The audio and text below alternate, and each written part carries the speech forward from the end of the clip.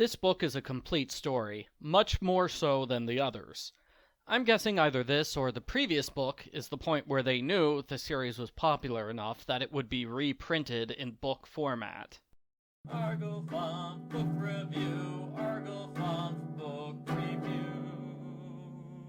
The family has decided to get a dog. Loid wants a dog with combat training. He's interrupted by a spy emergency. Some college kids have launched a terrorist plot to assassinate Foreign Minister Brantz. Loid uses his great disguise skills to impersonate the terrorist leader. That tricks one of the kids into confessing the group is plotting to blow up the building using bombs attached to dogs. One dog proves to be different from the others when it saves a small child from being hurt. Plus, he's so big and fluffy. Also, he's the dog on the book's cover, so you know he's important. Anya reads the dog's mind. She's shocked to see the dog is thinking about her family. She wonders, can the dog see the future? She sneaks off by herself to follow this dog. Anya is quickly caught by the terrorists. They decide to kill her. Meanwhile, Yor panics when she sees Anya is gone. She worries Anya was kidnapped by someone intent on marrying her. No, but close enough? Loid learns the dogs were trained as part of a secret military research project, which explains why that dog can see the future. The dog uses its power of foresight to see the terrorists will be distracted by a phone call in a short while. He uses this as an opportunity to grab Anya and escape to safety. Sadly, the dog does a bad job of rescuing her.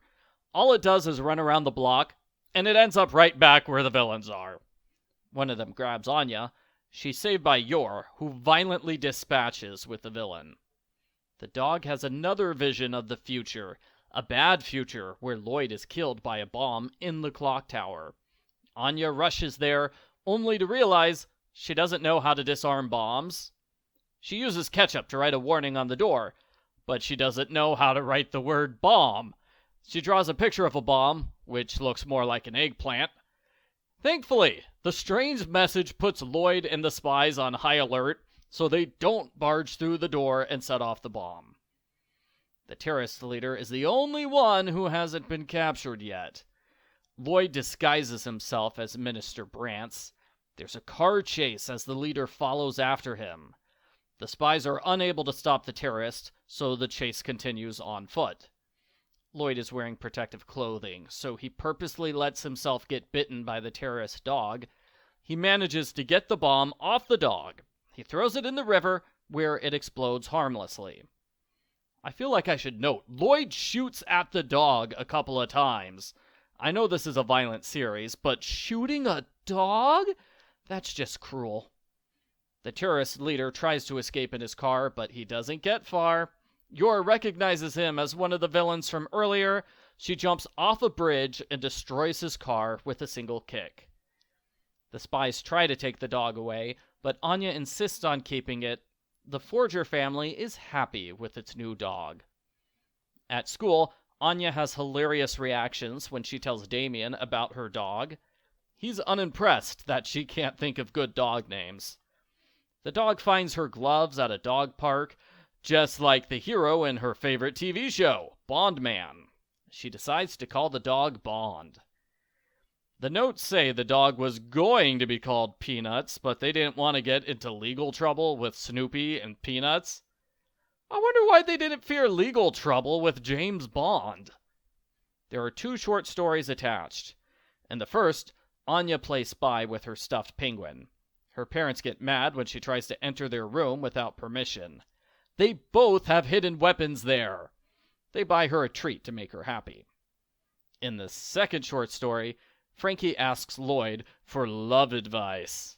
Loid makes an overly complicated flowchart, and he disguises himself as Frankie's crush. When Frankie asks her out on a date, he fails miserably. Loid consoles Frankie with a drink and a reminder that in the last book, Frankie said spies just aren't cut out for love. That is a sad note to end on. There was also a sad moment where Loid tells Anya she has to take care of the dog for the rest of its life, And then he sadly reflects he will abandon his family as soon as the mission is over. The end. Postbook follow-up. This is definitely more of an action-packed adventure than a comedy. It works because it's been well established that Loid and Yor are amazing fighters. It was nice to see Anya play a major role in the adventure too. There is a storytelling difficulty because all three of them are operating secretly and they don't know about the others. So poor Yor, she got the short end of the stick. She was the least involved in the terrorist mission, because if she was fully involved, Loid would learn she's an assassin. And the same goes for Anya. She had to go way far away from the building before Loid even arrived.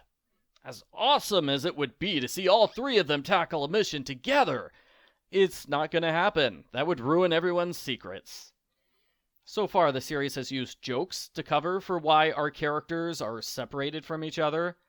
This volume used poop jokes to explain why Loid is gone, while Yor mistakenly thinks the terrorists are actually looking for wives. Multiple times we have seen the joke where Anya has a silly daydream about what might happen if her powers are discovered. The jokes are funny, but I wonder how long the series can keep going with them. Maybe at some point, Yor will confess her secret life to Anya, just to make it easier for Yor and Anya to work together. Overall, I would recommend this book to fans of the previous ones. I liked it less because it had fewer jokes. I'm not sure if I like or dislike how it was all one self-contained story instead of several smaller stories, like the previous ones. In this case, I think it worked well. I give Spy X Family Volume 4 an 8 out of 10.